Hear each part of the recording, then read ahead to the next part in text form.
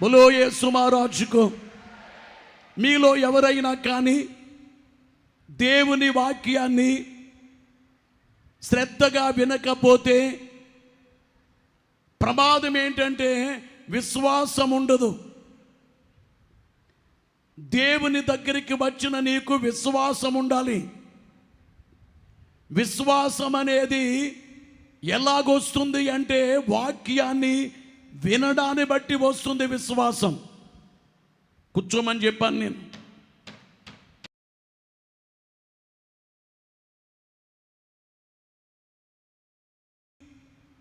వినుట ద్వారా విశ్వాసము కలుగుతుంది. దేవుని వాక్యాన్ని జాగ్రత్తగా ఆలకించాలి. మీలో ఎవరైనా కానీ మీ బంధువులు, మీ కుటుంబీకులు, మీ స్నేహితులు ఇంటి దగ్గరే ఉన్నారు, ఇక్కడికి రాలేపోయారు అంటే ఈ కార్యక్రమము యూట్యూబ్లో వస్తుంది, కనీసం కొంచెమైనా దీవెన పొందుతారు. అంటే లైవ్లో చూస్తే సంపూర్ణం కాదు. కొంతమంది టీవీలో చూస్తున్నాం, గుత్తి కార్యక్రమాన్ని మొబైల్లో చూస్తున్నాం, కొంతమంది ఆదివారం ఆరాధన మానేసి ఇంట్లో చూస్తున్నామంటారు. పరలోకాన్ని కూడా నువ్వు ఇంట్లోనే చూసుకో, పరలోకానికి రాకు, పరలోకానికి వెళ్ళకు, ఇంట్లోంచి పరలోకం చూసుకో. అలా చూడలేం కదా. అలాగే కొంతమంది లైవ్లో చూస్తున్నాం చాలు అనుకుంటారు. లైవ్ ఎవరికంటే వీలు కాని వారికి. ఈరోజు రావాలి, రాలేని వారికి ఈ కార్యక్రమాన్ని షేర్ చేయండి. ఈరోజు డేట్ వేయబడి, ఈరోజు డేట్ 13వ తేదీ జూన్ 13, 2026 దైవ శక్తి కార్యక్రమము. బైబిల్ మిషన్ గూటి. బాబు, బైబిల్ మిషన్ పెద్దగా ఉండాలి, గూటి చిన్నగా ఉండాలి. చెప్ప ఇప్పుడు కూడా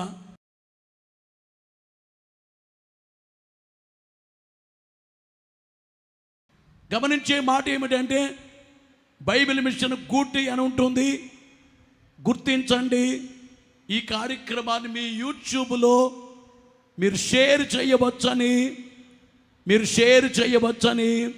మీకు తెలియచేస్తూ ఉన్నాను. చేతులు పైకెత్తి గట్టిగా చప్పట్లు.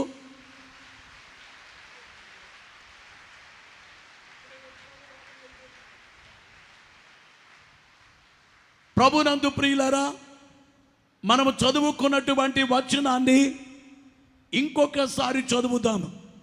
వాక్యములోకి వెళ్ళిపోతున్నాము, ఇంకొకసారి చదువుదాం. పరమగీతములో 8వ అధ్యాయము 5వ వచనములో చూస్తే, తన ప్రియుని మీద ఆనుకొని అరణ్య మార్గమున వచ్చునది యవతే. ప్రియుని మీద ఆనుకొని. అందరూ జాగ్రత్తగా వినాలి. నేను పోయిన వారమో అంతకుముందు వారమో ఈ మెసేజ్ ఇవ్వటం నాకు గుర్తుంది, ఎక్కడ కాదు. అది మరి గద్వాల్లో జరిగిందో లేకపోతే ఈ దువ్వూరులో జరిగిందో తెలియదు, కానీ ఈ మెసేజ్ కొంచెము చెప్పడము జరిగింది. ఈ వచనములో చూస్తే ఒక ఆమె కనబడుతుంది. ఈమె ఎవరంటే క్రైస్తవ సంఘం.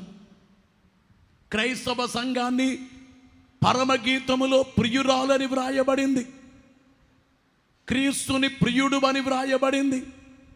అయితే ఈ వచనములో ప్రియుని మీద ఆనుకొని అరణ్య మార్గమున వచ్చునది యవతే.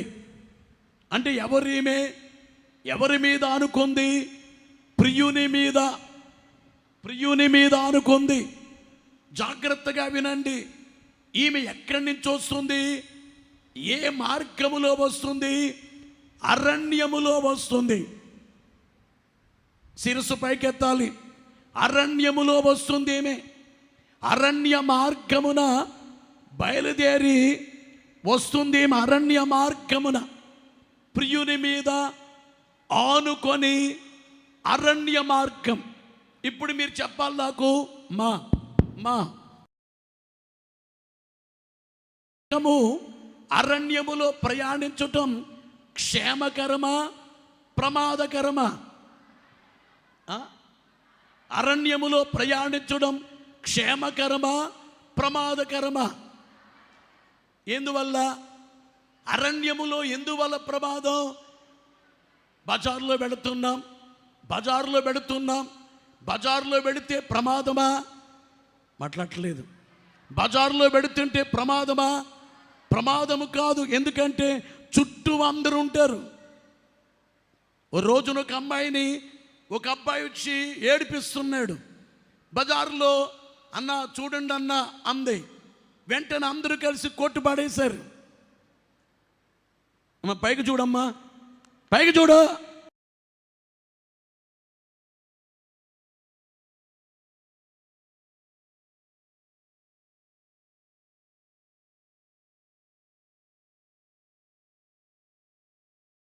వింటారు, ఒకటే వినరు, వాక్యం ఒకటే వినరు. పెద్ద రోగం అన్నమాట ఇది. పక్కింటి వాళ్ళు మాట్లాడుతున్నప్పుడు కిందకు చూడరు, వాక్యం చెబితే కిందకు చూస్తారు. పక్కింటి ఆమె మాట్లాడితే ఆమె వైపే చూస్తారు ఏం చెప్తుందని. వాక్యం చెబితే కిందకు చూస్తారు. అలాంటి వాళ్ళ దగ్గర దేవుడు ఉండరు. కూర్చోమని చెప్పాము. అలాంటి వాళ్ళ దగ్గరికి యేసయ్య రారు. ప్రభునందు ప్రియులారా, నేను మిమ్మల్ని అడుగుతున్నాను, అరణ్య మార్గములో ప్రయాణం అనేది క్షేమమా క్షేమము కాదా? ఎందువల్ల? అరణ్యములో ఏముంటాయి? మృగాలు ఉంటాయి. ఏముంటాయి చెప్పండి? మృగాలు ఉంటాయి. అలాగే భయంకరమైనటువంటి సర్పాలు ఉంటాయి. అవునమ్మా, మృగాలు ఉంటాయి, సర్పాలు ఉంటాయి. మూడోది ఏమిటంటే అరణ్యములో ఎటు వెళుతున్నామో తెలీదు. రూట్ అనేది తెలీదు. ఎటు నుంచి ఎటు వెళ్ళిపోతామో తెలీదు. అదో ప్రమాదం. అంతేకాకుండా ఒంటరిగా అడవిలో వెళుతుంటే దొంగలు వచ్చి ఆ వ్యక్తుల్ని చంపేయొచ్చు. ఆ వ్యక్తి దగ్గరుండే డబ్బులన్నీ తీసేసుకోవచ్చు, చంపేయొచ్చు.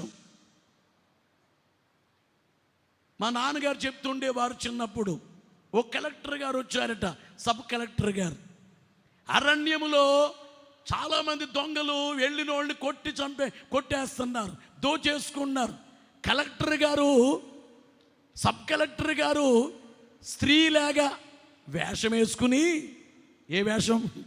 స్త్రీలాగా వేషం వేసుకుని ఆయన అడవిలోకి వెళ్ళారట. మెడ నిండా నగలేసుకుని, చైన్లు వేసుకుని, హారాలు వేసుకుని వెళితే